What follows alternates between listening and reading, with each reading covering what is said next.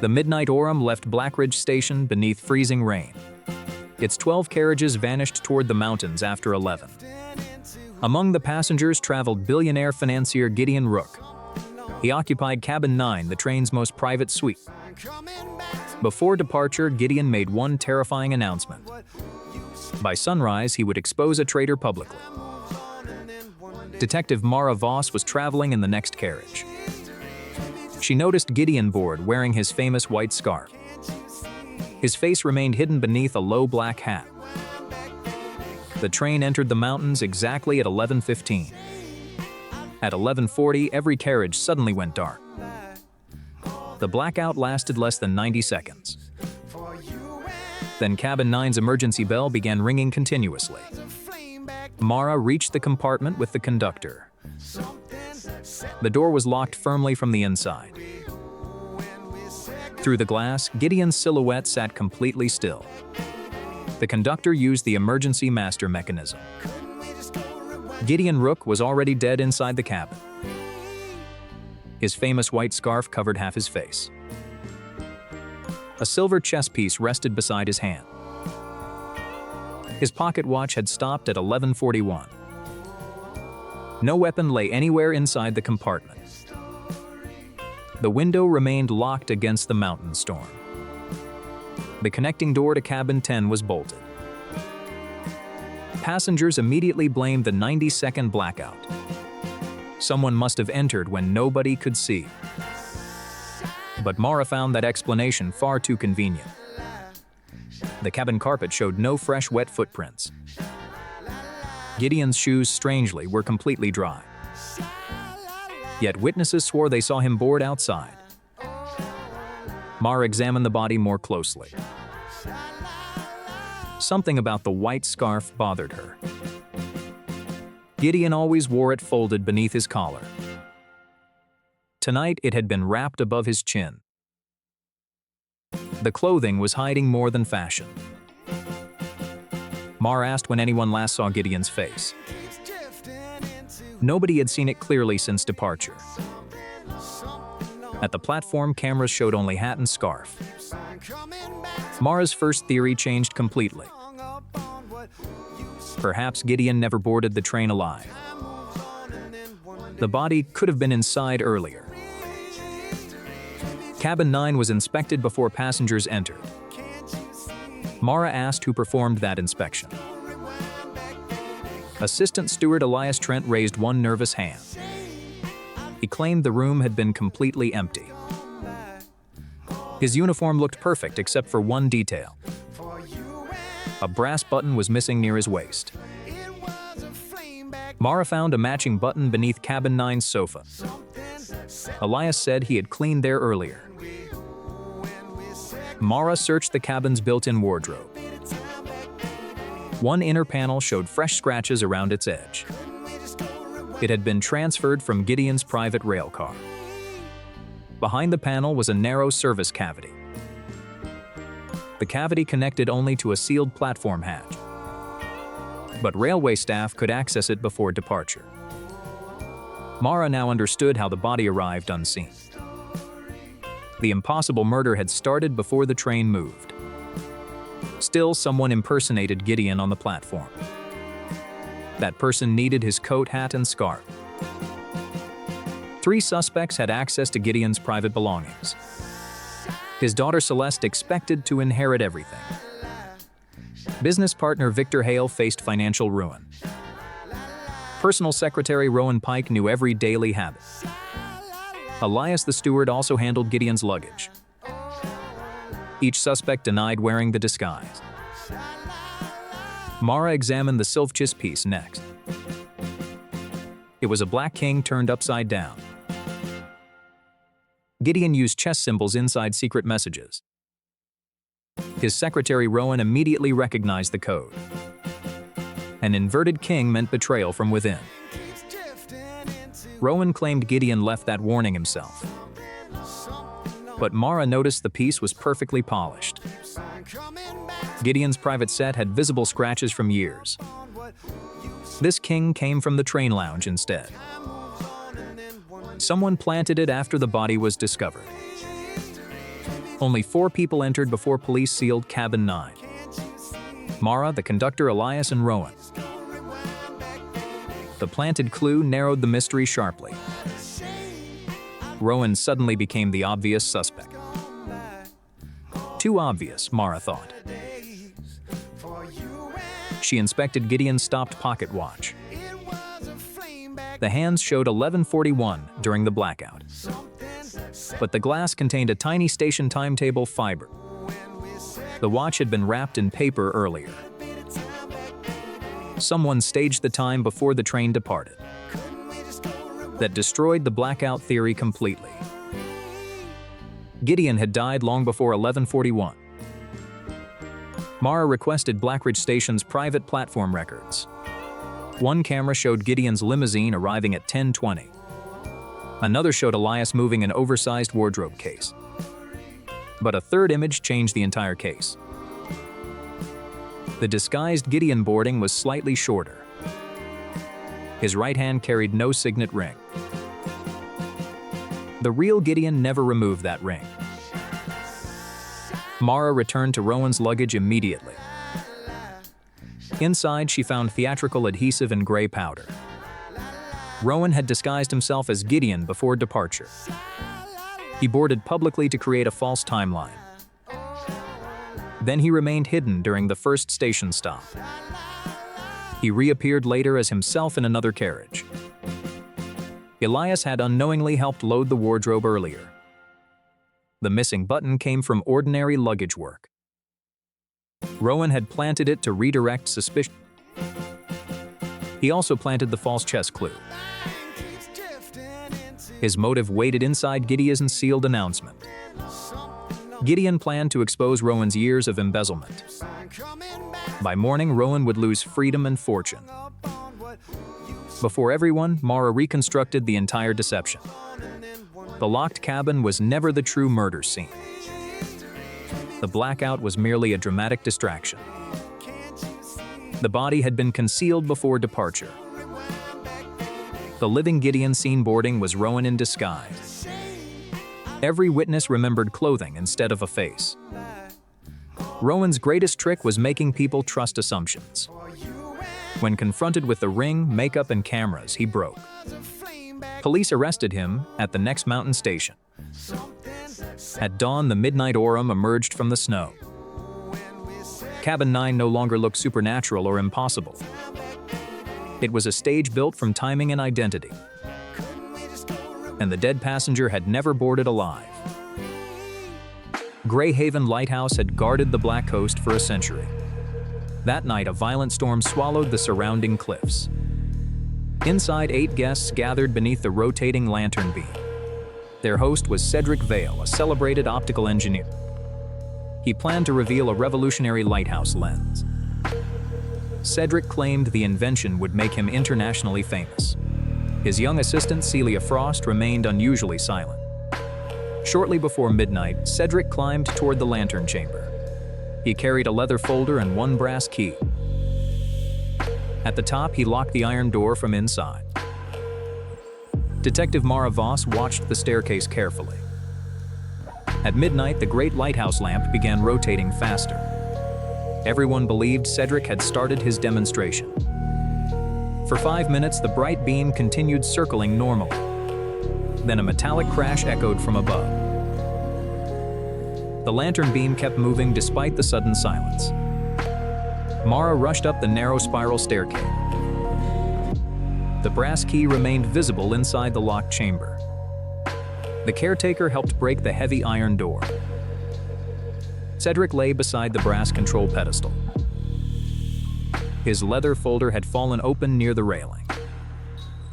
One hand rested beneath a polished adjustment lever. A tiny puncture marked the center of his palm. No knife, needle, or weapon remained nearby. The glass lantern windows were sealed against the storm. The exterior balcony was covered in untouched rainwater.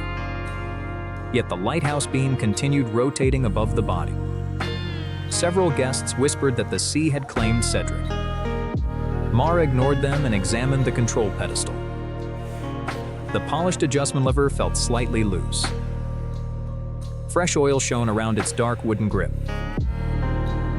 He had operated the lever with his bare hand. Mara removed the wooden grip carefully. A compressed spring waited inside the hollow handle. At its center rested a retracting steel point. Pulling the lever forced the point through a tiny hole. Releasing it drew the point back into the handle. The weapon had never left the sealed chamber. A cloudy residue covered the steel point. Mara recognized signs of a rapid botanical poison. Someone knew Cedric would pull that lever first. The fallen leather folder contained calibration diagram. One adjustment arrow had been added in blue chalk. It directed Cedric toward the modified lever immediately. The original diagram showed a different starting control. Someone altered the instructions after Cedric reviewed them. Mara then studied the rotating lantern mechanism. A heavy counterweight moved slowly inside the central shaft. Once released, it powered the lens without human assistance. The moving light created a false timeline. Cedric had died before the beam stopped turning. The questioning began inside the lighthouse keeper's dining room. Marion Vale, Cedric's sister, feared losing the family property. She admitted Cedric planned to sell Greyhaven Lighthouse. Thomas Reed, a wealthy investor, had funded the new lens. He claimed Cedric had hidden important financial records. Old keeper Jonah Bell controlled every lighthouse key. He insisted the lantern key never left Cedric's possession.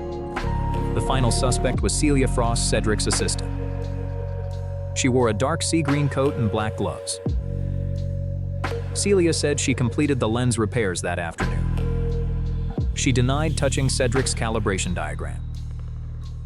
Mara noticed pale blue chalk on Celia's sleeve. Celia blamed the marks on routine workshop measurements. Mara searched the optical workshop beneath the tower. One compartment in Celia's tool chest was empty. It should have contained a fine clockmaker's spring. Nearby, a shortened wooden handle lay beneath cloth. Its carved pattern matched the modified control lever. A small bottle rack contained one empty space. The missing bottle had stored concentrated plant extract. Mara now understood the weapon and poison. But motives still remained hidden inside Cedric's folder. Several contracts credited Cedric alone for the new lens. Technical sketches showed Celia's initials beneath erased ink. Another letter promised the design to an overseas buyer. Cedric planned to sell the invention without her permission. He would receive the money and dismiss Celia afterward. When she protested, he threatened to ruin her career. Celia possessed knowledge, access, and a powerful motive. Still, Mara needed one final physical connection. She returned to the loose lever handle. A strand of sea green wool remained beneath the spring. It matched the inside lining of Celia's coat. Celia argued that she worked near the controls daily. Mara agreed, then revealed another hidden clue. The blue chalk arrow contained traces of lamp oil. Only the chalk near the lantern mechanism carried oil. Someone drew the arrow while installing the poisoned handle. Mara gathered every suspect beneath the rotating beam. She reconstructed the locked room murder step by step. Celia entered the lantern chamber during afternoon repairs. She replaced the control grip with her hollow version. Inside it, she installed the poisoned retracting point. Then she altered Cedric's diagram with blue chalk. She wound the counterweight before leaving the chamber. Later, Cedric climbed upstairs and locked himself inside. He opened the folder and followed the false instruction. His bare palm closed around the modified lever. The hidden point pierced him when he pulled it. The poison acted before he understood the danger. Cedric collapsed beside the control pedestal. Meanwhile, the counterweight kept the lantern beam moving. Everyone below believed the demonstration was still continuing. Celia remained among them with perfect witnesses. but the wool fiber chalk and carved handle survived. Celia stared at the contracts inside Cedric's folder. Her controlled expression finally broke into exhausted anger. She admitted Cedric planned to erase her completely. Police escorted her down the lighthouse stairs before dawn.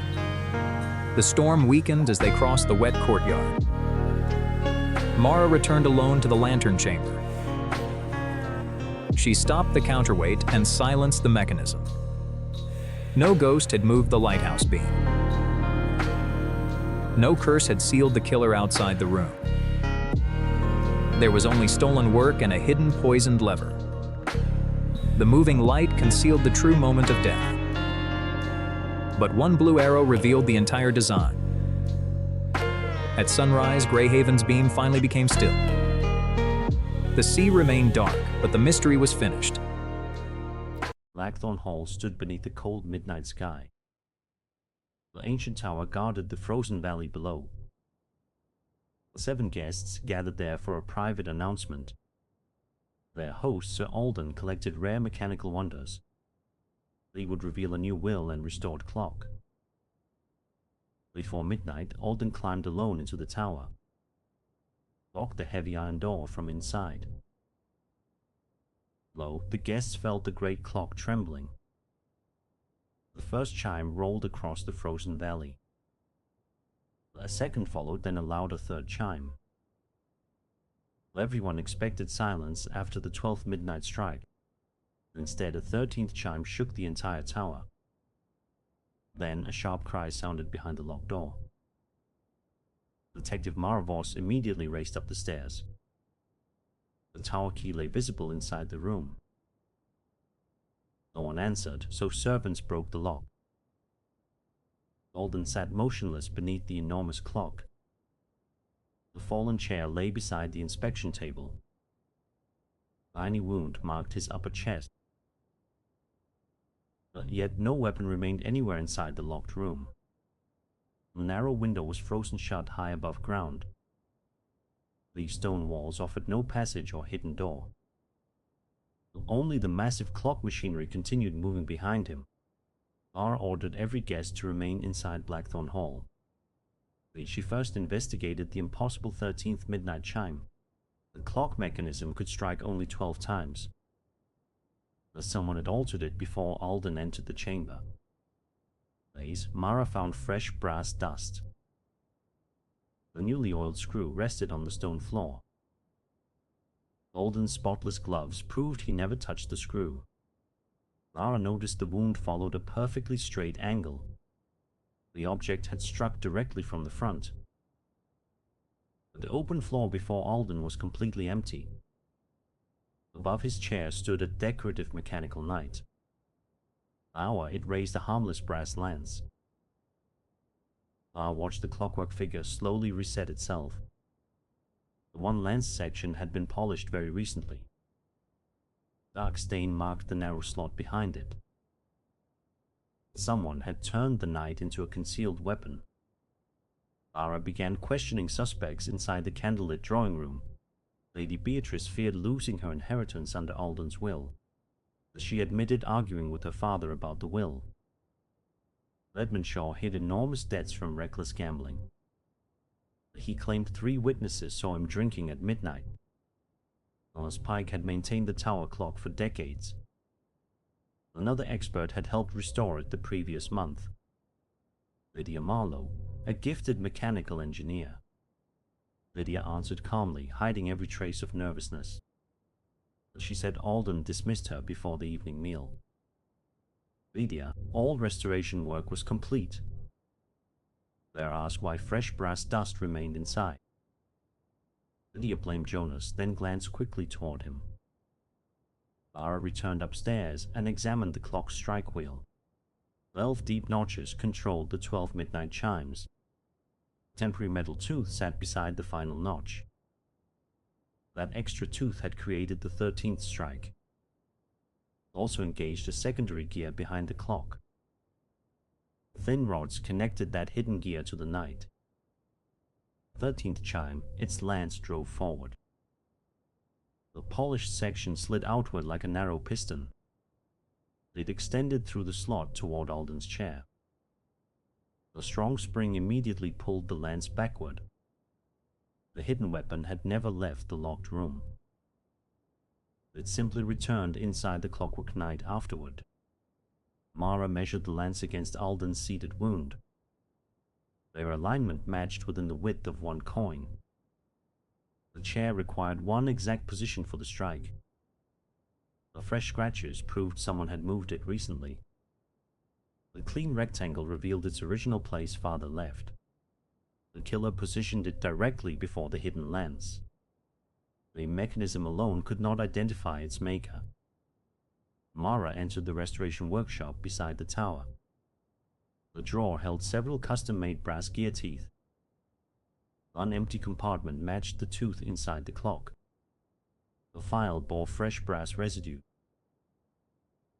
Nearby, Mara found a spool of black spring wire. The same wire controlled the lens's automatic return. Jonas admitted he and Lydia shared the workshop. Either restorer could have prepared the deadly modification. Mara lifted the oily screw carefully with tweezers. A tiny fiber remained trapped beneath its damaged head. In magnification, the fiber proved dark green wool. Worn a rough brown work jacket. Lydia alone wore a distinctive dark green wool coat. They argued old fibers could remain inside the machinery. Mara calmly acknowledged that her explanation was possible.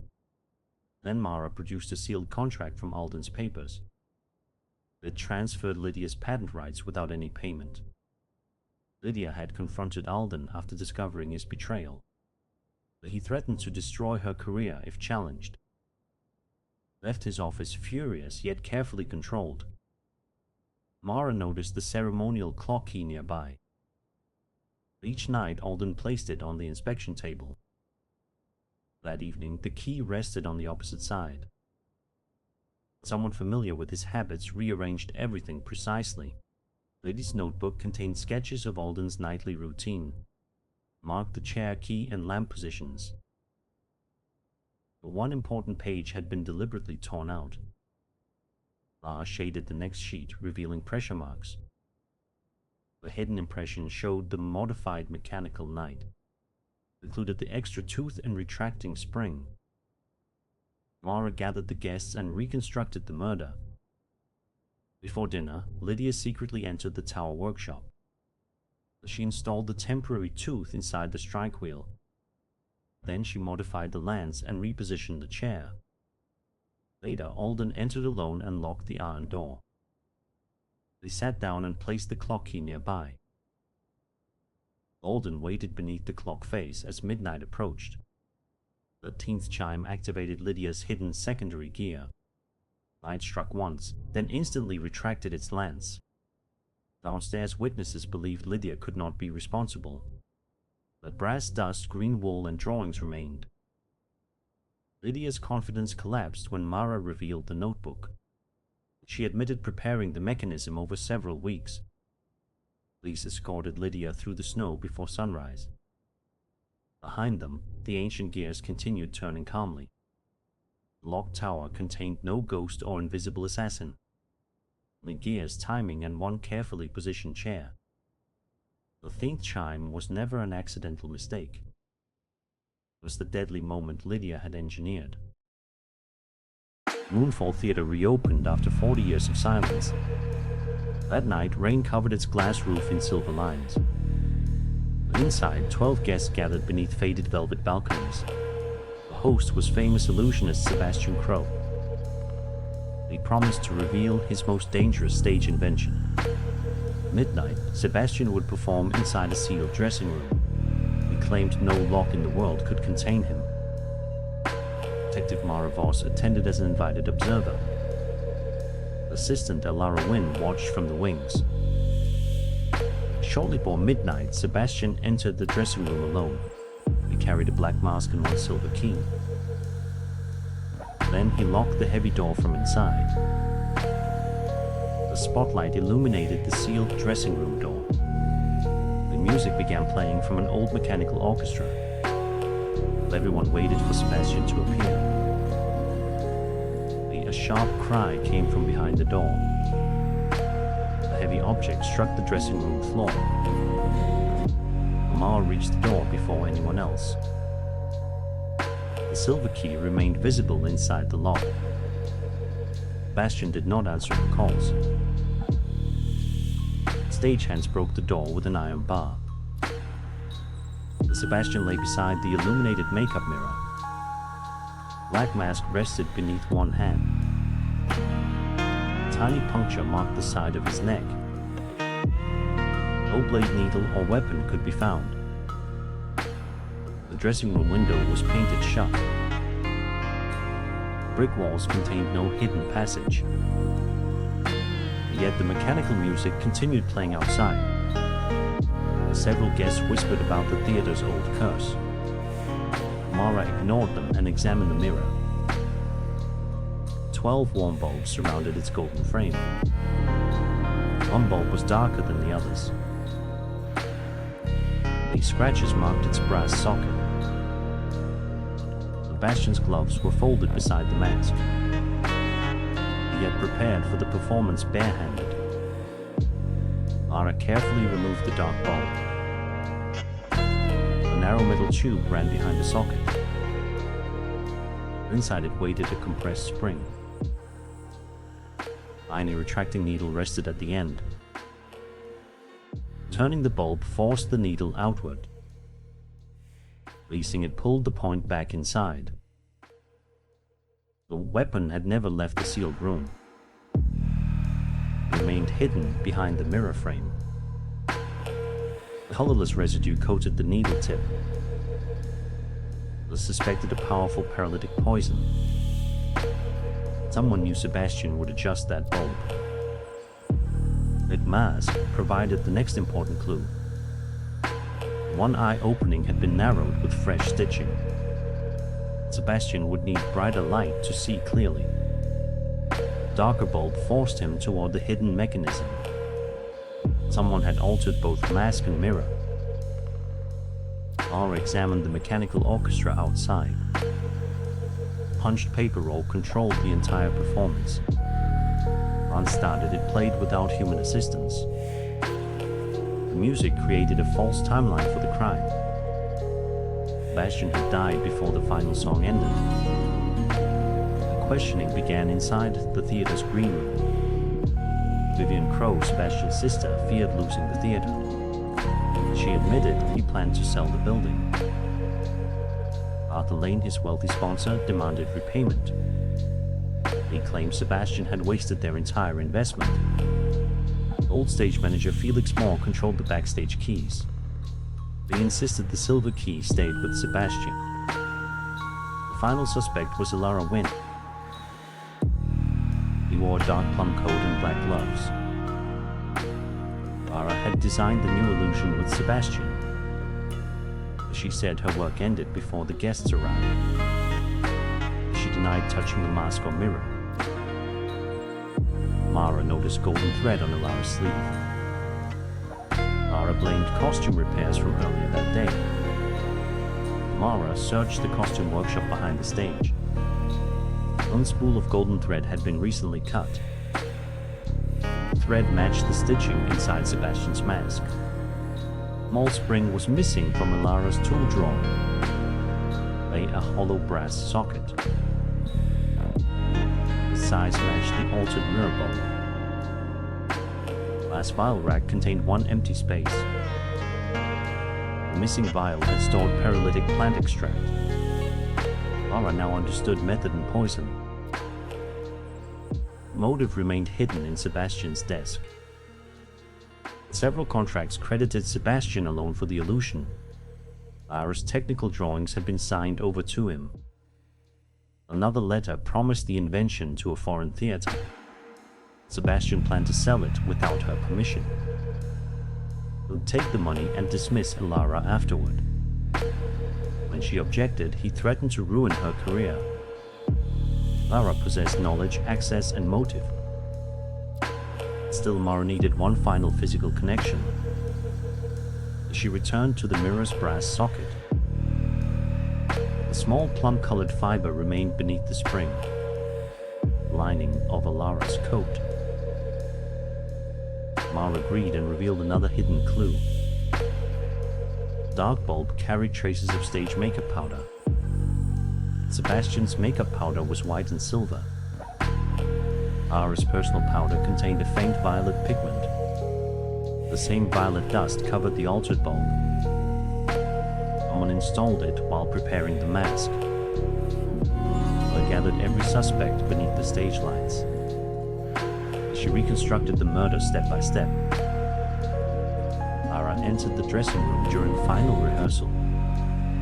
She replaced one mirror bulb with the hidden device. Then she narrowed the mask using golden thread. Loaded the needle with paralytic poison. Outside, she started the mechanical orchestra. Later, Sebastian entered and locked himself inside. Put on the mask and noticed poor visibility. Reached toward the darker mirror bulb. Turning it released the concealed needle. Poison entered his neck before he understood. Sebastian collapsed beside the mirror. Meanwhile, the orchestra continued playing automatically. Everyone believed the performance was still continuing.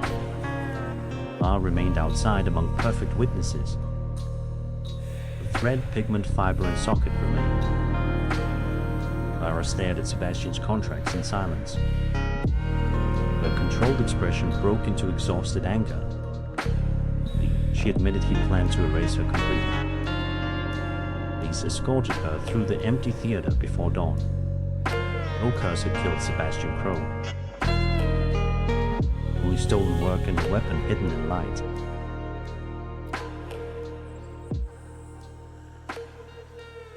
Ashcombe Manor opened its portrait gallery only once each year. That winter night rained every window with silver streams.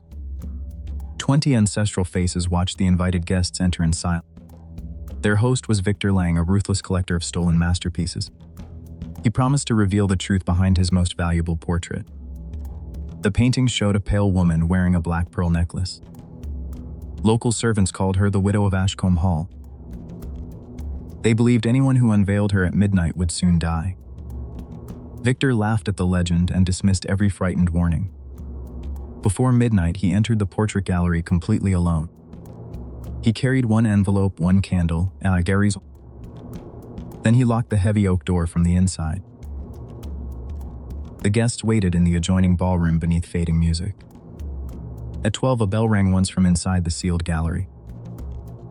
A moment later, Victor screamed and something heavy struck the floor. Detective Mara Voss reached the locked door before anyone else. The key remained visible inside beneath the brass lock. Servants broke the door while thunder rolled across the manor. Victor sat lifeless in a carved chair before the unveiled portrait. His candle still burned beside the sealed envelope on a table. One hand rested against the chair's carved wooden lion. A tiny puncture marked the inside of his right wrist. No blade, needle, or poisoned container could be found nearby. The gallery windows were latched and painted shut decades earlier. Every portrait frame remained fixed against the solid stone wall. The strange black pearl painting appeared to be watching the body. Several guests whispered that the legendary widow had claimed another victim. Mara ignored the superstition and examined the chair. The carved lion's mouth contained a narrow, polished opening. Inside it, she discovered one fresh drop of amber liquid. Mara measured the opening against the puncture on Victor's wrist. The two positions aligned perfectly when his arm rested naturally. But no weapon remained inside the lion's mouth. Only a thin metal channel disappeared into the chair's wooden back. The detective followed the channel toward the floor beneath the chair. Fresh scratches showed the chair had recently been moved forward. Someone had positioned Victor in one exact place before midnight. Mara then examined the curtain cord beside the mysterious portrait. The blue silk cord had been replaced with newer material. Several fibers were trapped inside a brass pulley above the frame. Pulling the cord would unveil the painting at midnight. But it also moved something hidden beneath the floorboards. Mara removed one loose board behind the carved chair. Below waited a narrow spring wire and sliding steel needle.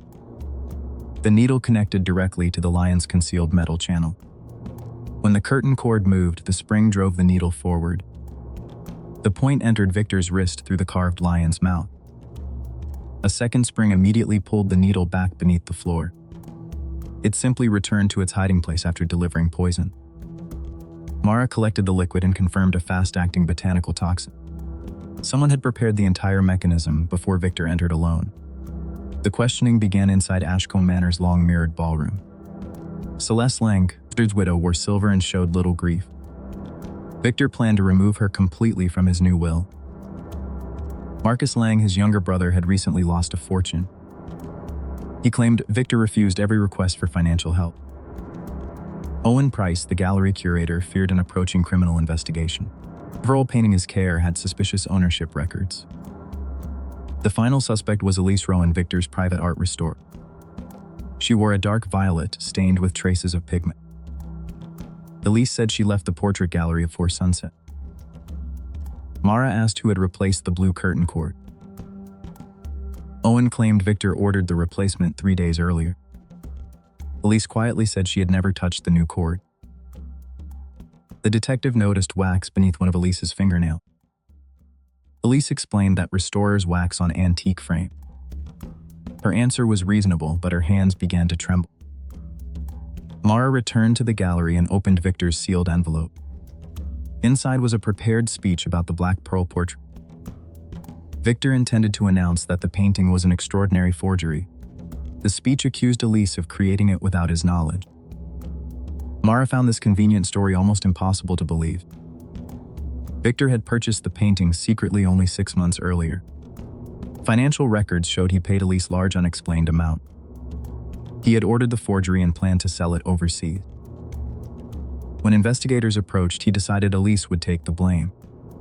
The speech would protect his reputation and destroy her career. Elise now possessed anger, opportunity, and expert restoration.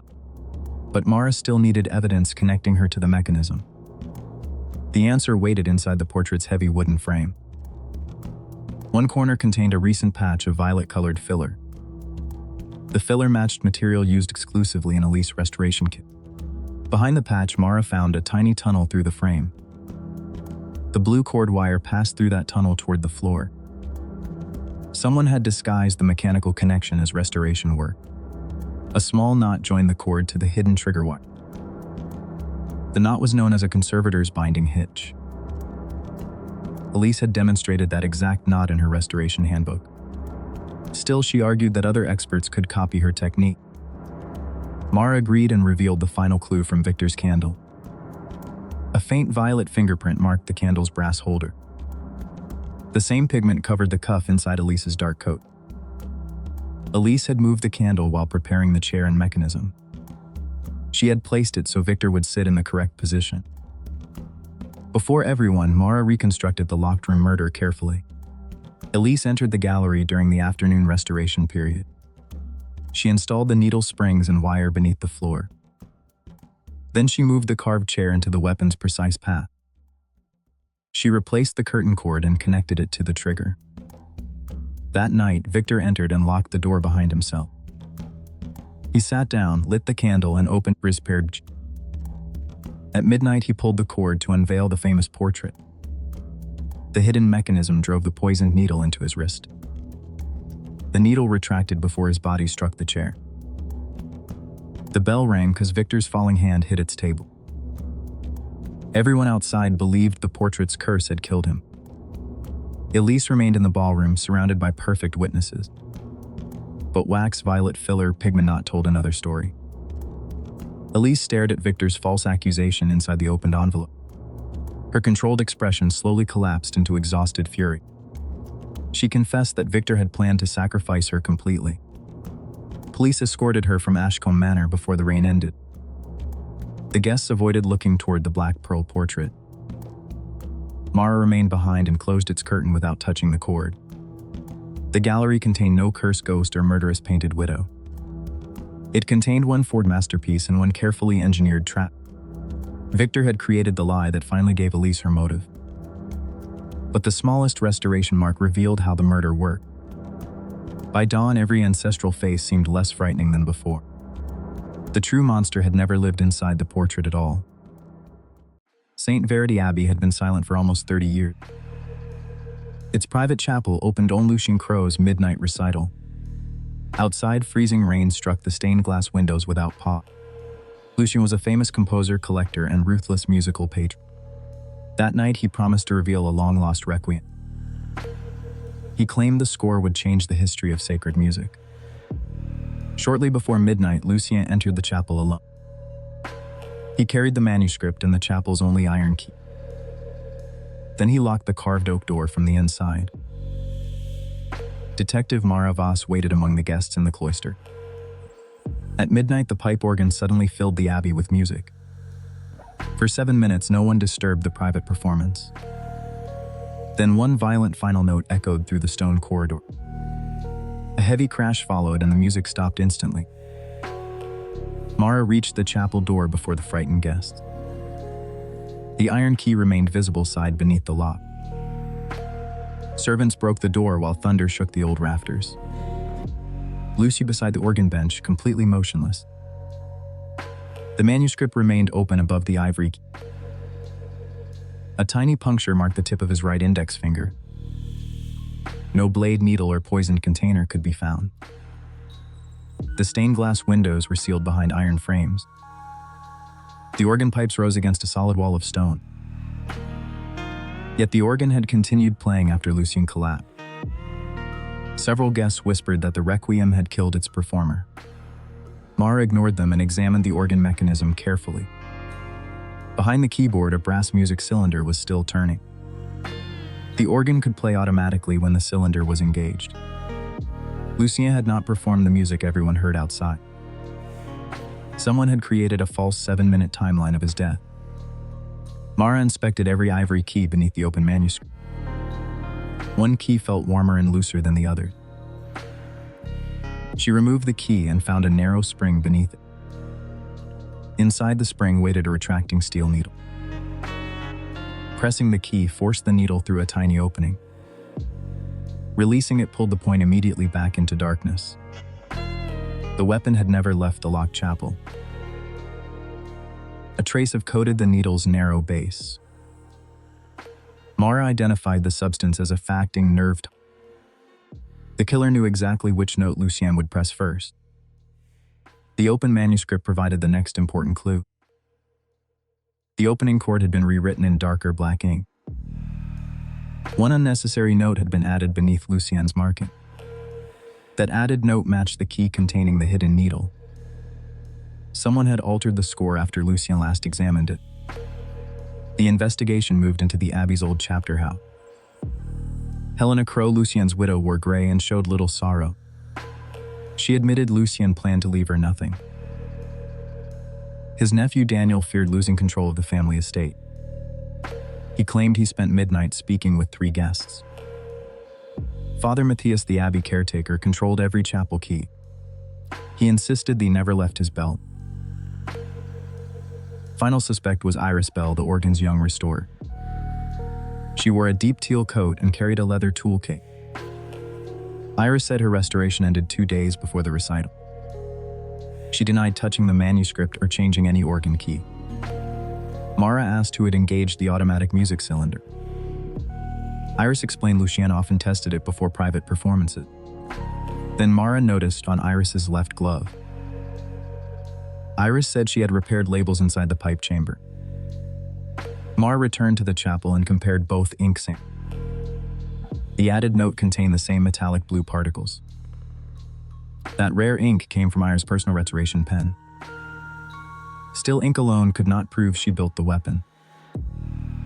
Mara opened the organ's lower maintenance panel. Fresh pale wood dust covered the older black interior. One screw had been replaced with a slightly smaller head. A strand of teal wool clung beneath its sharp edge. Iris argued that her coat fibers could remain from earlier work. Mara agreed and continued searching the automatic cylinder. A thin cord connected the cylinder to a delayed release weight. The weight had been set to drop exactly at midnight. When it fell, the organ began playing without human hand. Lucien's first movement toward the altered cord triggered the needle.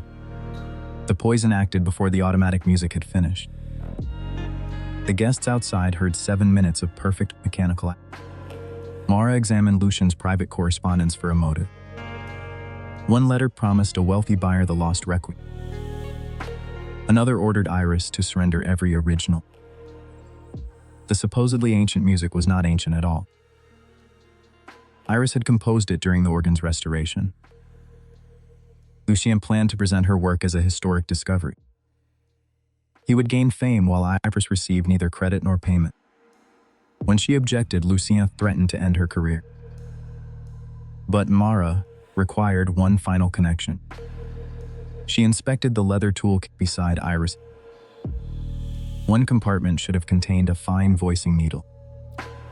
The slot was empty, but a broken clasp remained inside. Its shape matched the retracting needle hidden beneath the key. Iris said the tool had disappeared several weeks earlier. Mara placed the clasp the weapon's engraved base. Both pieces formed one continuous decorative pattern. The murder needle had been cut from Iris's missing tool. Mara had reconstructed the crime step by step. Iris entered the chapel during the final restoration inspection. She replaced one organ key and installed the hidden spring. Then she altered the manuscript with her metallic blue ink. She connected the music cylinder to the delayed release weight. Lucien later entered alone and locked the chapel door himself. He opened the score and prepared to perform at midnight. The falling weight started the automatic requiem behind him. Lucien pressed the added opening note and triggered the needle. The toxin entered his finger before he understood the danger. He collapsed while the organ continued its mechanical performance. Iris remained by Witt's sides for 7 minutes. She believed the music would establish a perfect time of death. But the loose key, altered ink, and broken tool remained. Iris stared at the stolen manuscript in Mara's. Her calm expression finally gave way to bitter exhaustion. She admitted Lucien had intended to erase her completely. Police escorted her through the cloister before the storm ended. Mara returned alone and stopped the turning brass cylinder. The abbey became silent for the first time that night. No cursed requiem had killed Lucien Crowe. No spirit had played the organ behind the locked door. There was only stolen music and a hidden mechanical needle. The false performance had concealed the true moment of death. But one unnecessary exposed the entire design. By dawn, rainwater shone across the abbey courtyard. The final music faded, but the evidence remained perfectly clear. On winter's first night, Ravenhall Manor hosted a private gathering. Outside, heavy snow buried the road and silenced the forest. Inside, 12 guests dined beneath chandeliers and ancestral portraits. Their host, Dr. Julian Harrow, was a brilliant, feared botanist. He promised to reveal a discovery worth an enormous fortune. Before midnight, Harrow left dinner and entered his glass conservatory. He ordered servants to lock the outer hall behind him. Minutes later, a terrible scream shattered the ballroom music. The guests rushed over and found the conservatory doors locked. Through glass, they watched Harrow collapse beside the white orchid. They broke the doors open, but Harrow was already dead. His face was pale, with one hand clutching his throat. An overturned chair lay beside tables covered in laboratory notes. A shattered silver watch rested near his polished black shoes. Thick frost sealed every conservatory window from the inside. Outside, untouched snow surrounded every wall without footprints. No weapon, intruder, or hidden passage appeared anywhere inside. Detective Mara Voss arrived before the blizzard closed the road. The room smelled of damp soil, smoke, and sweet perfume. At first, Harrow's death seemed to be caused by poison. Yet no glass, needle, powder, or poisoned food remained. Only the white orchid stood untouched beneath a brass lamp. Voss crouched beside Harrow and examined his broken pocket watch. Its hands had stopped at precisely 11:43. Yet its dry, clean mechanism was still working perfectly. Someone stopped the hands, then deliberately smashed the glass. Therefore, the apparent time of death had been staged. Voss noticed a thin burn circling Harrow's right wrist. Nearby, a copper watering pipe vanished beneath the floor. The pipe connected every flower bed to the central boiler. Normally, warm vapor protected the conservatory's delicate tropical plants. That night, however, the pipe felt cold through her glove. Someone had disabled the heating shortly before Harrow's murder. Voss questioned everyone inside Ravenhall's dark wood-paneled library. Lady Evelyn, Harrow's sister, admitted fearing his announcement. She believed Julian planned to sell their family estate immediately. Professor Crane insisted their valuable research belonged equally to him. Thomas, the young gardener, said Harrow threatened to dismiss him. The housekeeper confessed several keys had disappeared that afternoon. One guest remained unnaturally calm through every uncomfortable question. She was Clara Bell, Harrow's quiet personal assistant. Clara claimed she spent the evening copying letters upstairs. Voss trusted calm witnesses less than visibly frightened ones. She returned alone and inspected every label in the conservatory. One label beneath the white orchid had been recently replaced. Its handwriting was neat, but the scientific name was wrong. Expert botanist Harrow would never make such a simple mistake. Beneath the false label, Voss discovered a narrow metal switch. It controlled a hidden cabinet inside the flower stand. Crane explained Harrow used the cabinet during private presentations. It released warm mist around rare plants for dramatic effect. Yet police found the cabinet's mist reservoir completely empty. On its brass nozzle, Voss discovered faint crystalline residue.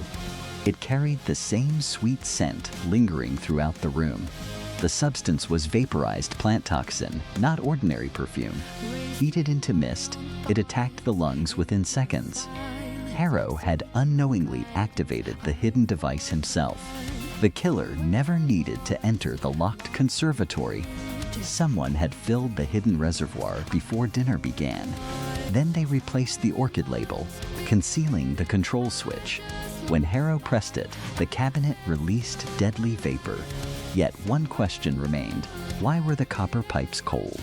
The answer waited beneath the conservatory, inside the boiler room.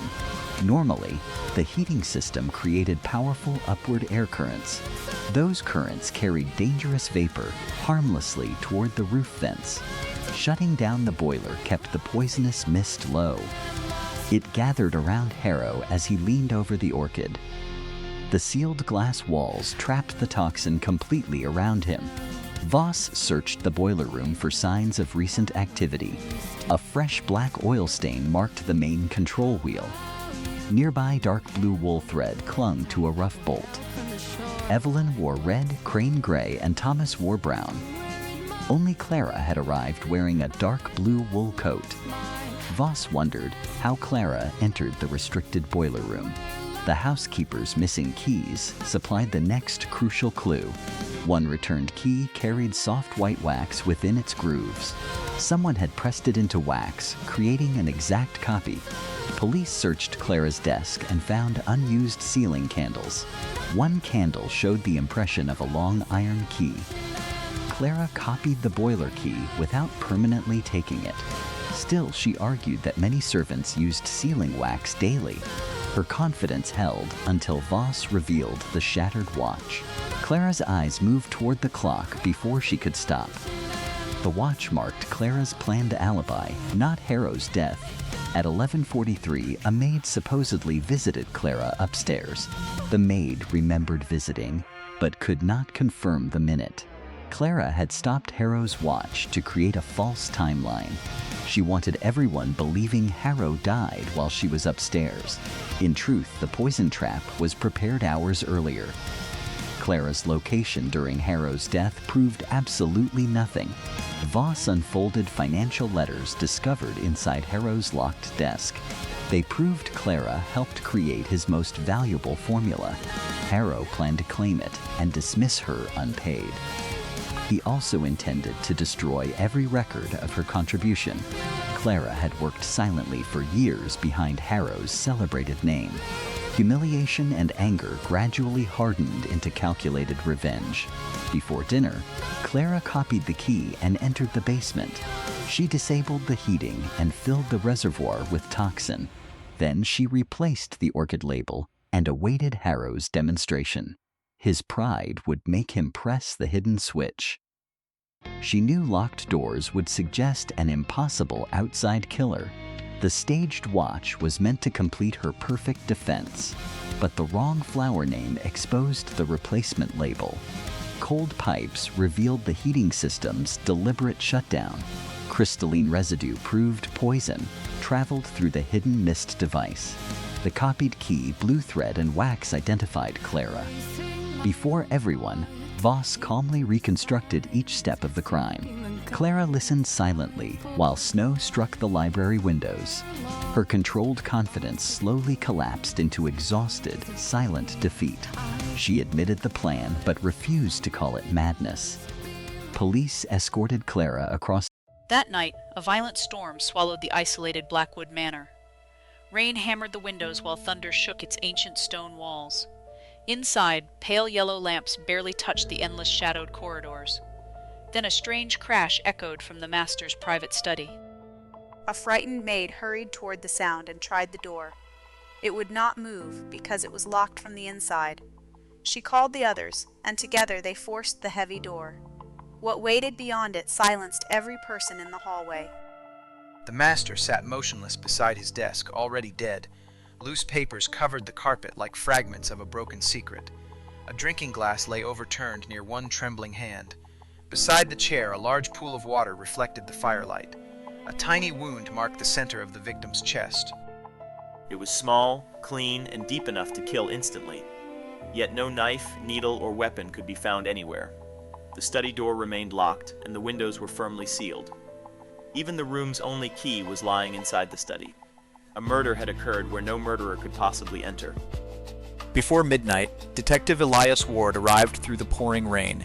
He removed his wet coat and silently studied every frightened face. Unlike the others, he did not begin with the body. His attention settled first on the mysterious water beside the chair. The overturned glass could not have held such a large amount. Rainwater was impossible because the window frame remained completely dry.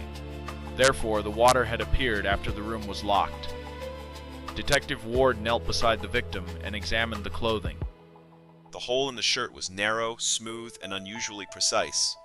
Something sharp had pierced straight through cloth, flesh, and bone. But the weapon itself had vanished without leaving a single fragment.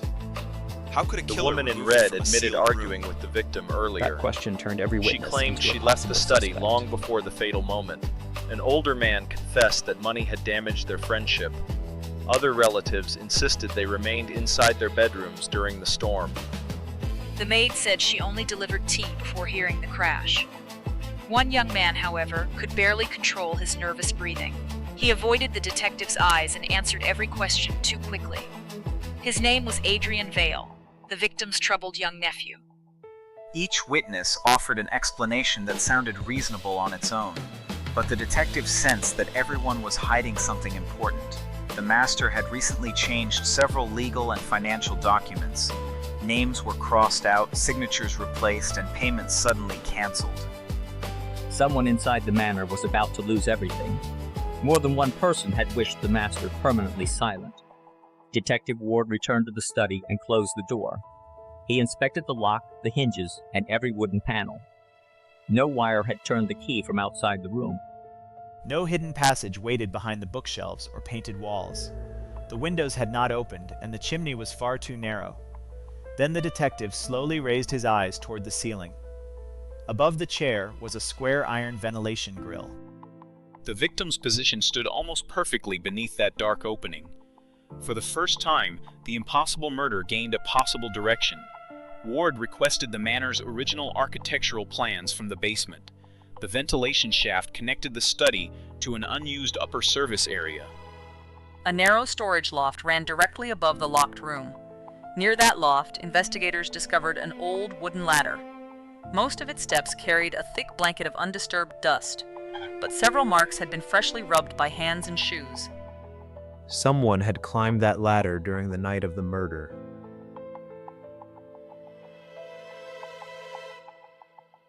The dust near the ventilation cover had also been recently disturbed. A faint shoe pattern appeared beside the edge of the shaft. Detective Ward removed the grill and searched the dark passage. Deep inside, cold drops of water clung to the metal. They were too clean and too cold to be storm water.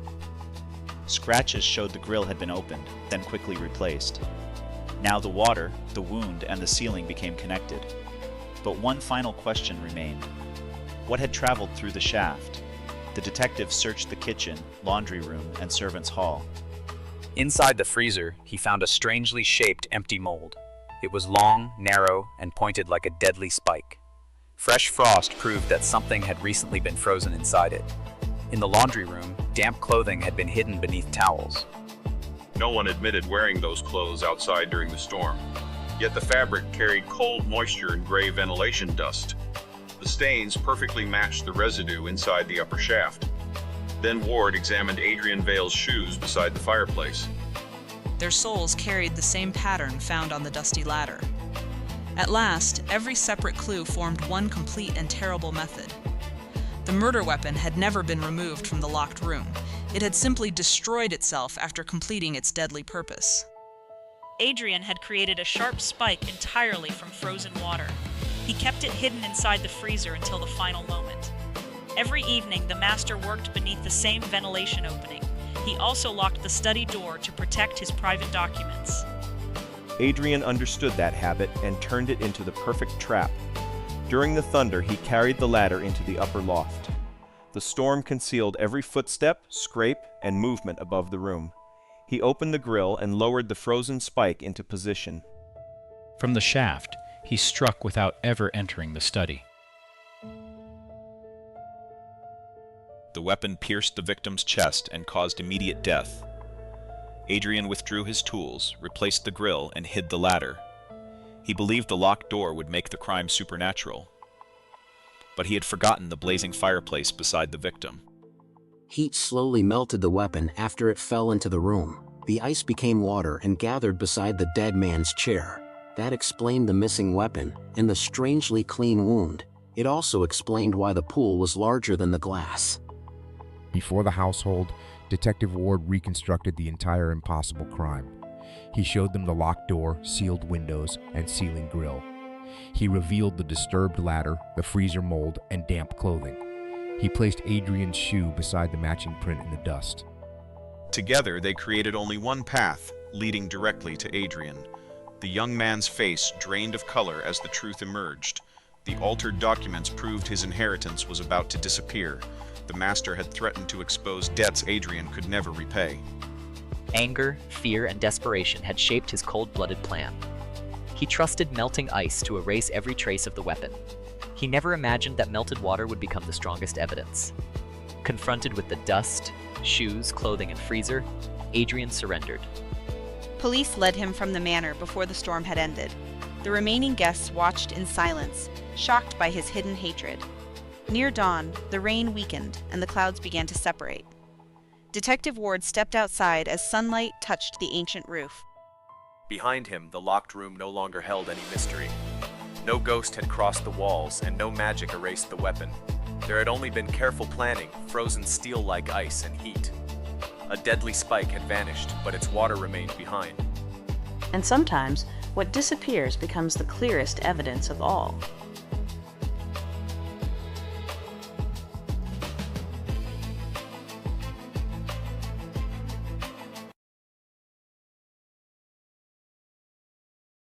Blackmere Observatory stood alone above the cliffs. That night, the sea wind shook every window. Inside, 6 guests waited beneath a glass dome. Their host was Professor Adrian Kells. He was brilliant, proud, and deeply feared. At midnight, a rare comet would appear. Adrian promised a revelation no one expected. He would unveil a lost astronomical proof. He also carried a sealed leather notebook. Shortly before midnight, he entered alone. He climbed into the upper observatory chamber. He carried the notebook and one brass key. Then he locked the door from inside. The guests remained below in nervous silence. Detective Mara Voss watched everything carefully.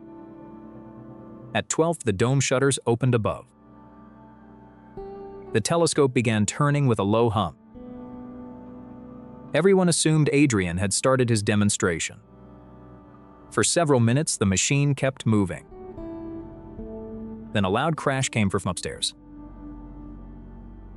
Mara ran for the locked chamber. The brass key still lay inside. No one answered her call. So the servants broke the door. Adrian lay beside the telescope platform. His notebook had fallen near one hand. A tiny puncture marked his left thumb. No knife or needle could be found. The high dome windows were sealed shut. The stone walls offered no escape. Yet the telescope had kept moving.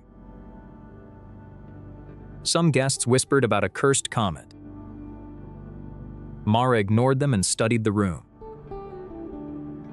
The telescope tracker was still engaged.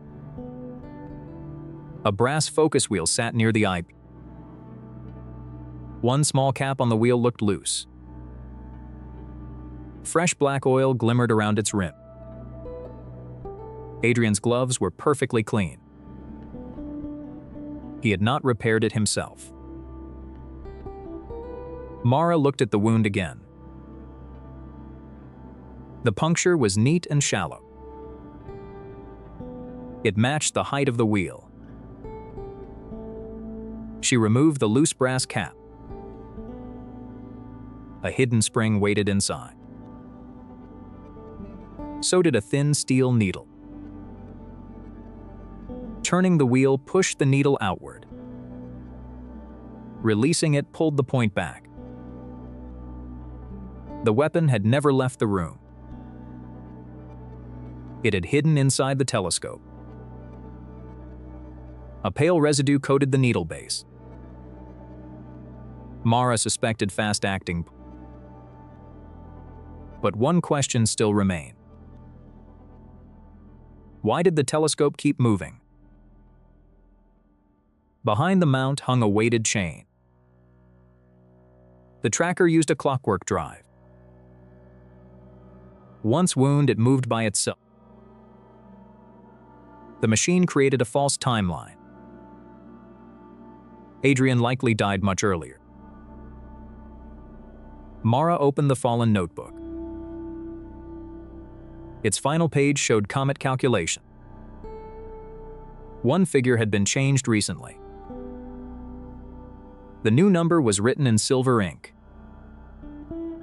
That same silver ink marked a star chart. The corrected line led to that telescope wheel. Someone guided Adrian to use it first. The questioning began in the lower library. Evelyn Kells admitted fearing Adrian's announcement. She believed he would cut her out. Leo Kells owed money across the city. He wanted Adrian's support and permission. Mr. Haynes guarded the observatory key. He swore the brass key stayed upstairs. The final suspect was Nora Finn. She had restored the telescope recently. She wore a teal coat and gloves. She answered calmly and very precisely. Nora said the telescope was fully repaired. She denied touching Adrian's notebook. Mara noticed silver ink on Nora's cuff. Nora blamed an old calibration pen. The answer sounded possible but careful. Mara searched Nora's workbench. One tool slot stood completely empty. It should have held a fine gauge pin. Nearby lay a cut piece of spring metal. It matched the spring inside the wheel. A tiny vial rack had one gap. The missing vial label read belladonna extract. Mara now had method and poison. She still needed the motive. Adrian's desk supplied the answer. Hidden letters lay under the blotter. They praised Nora's original comet work. But Adrian signed every page himself. Another letter promised a foreign buyer. Adrian planned to sell the discovery alone. He would claim Nora's calculations as his own. He also planned to dismiss her publicly. The sealed notebook was his final betrayal. Mara returned to the observatory chamber. She examined the tracker chain closely. Its weight had been freshly wound. Only a restorer knew that mechanism. Nora had worked there for weeks. Mara found one more clue. A teal fiber clung inside the wheel. It matched Nora's coat exactly. Before everyone, Mara rebuilt the crime. Nora entered during afternoon maintenance.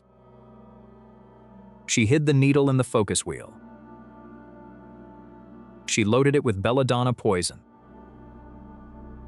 She rewrote one number in silver ink. That change forced Adrian's first movement. She wound the tracker before leaving. Later, Adrian entered and locked himself inside. He opened the dome for the comet. Then he reached for the focus wheel. The hidden needle pierced his thumb. He collapsed while the tracker kept moving. And the false motion fooled everyone.